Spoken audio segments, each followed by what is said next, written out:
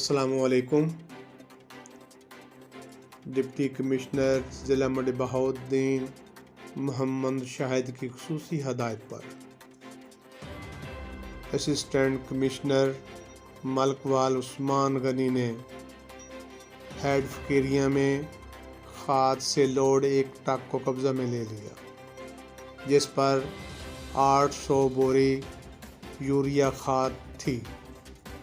Assistant commissioner Usman Ghani ने सरकारी rate पर 800 बोरी खाद को गिरदोनवा के किसानों में तकसीम कर दिया।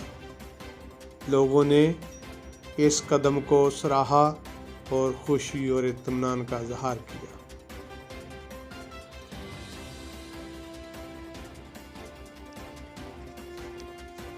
डिप्टी कमिश्नर ज़िला मंडी बहाउद्दीन मोहम्मद शाहिद की हदायत पर असिस्टेंट कमिश्नर हालिया ने भी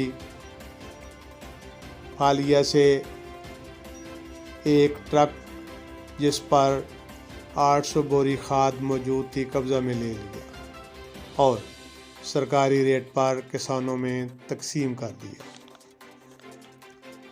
डिप्टी कमिश्नर की खुसूसी हदायत पर असिस्टेंट कमिश्नर काशिफ जलील खान ने मंडी बहाउद्दीन के खाद डीलर्स से खुसूसी मीटिंग की और डीलर्स को सरकारी रेट पर खाद की सप्लाई किसानों को दस्तयाबी यकीनी बनाने के लिए हदायत जारी की।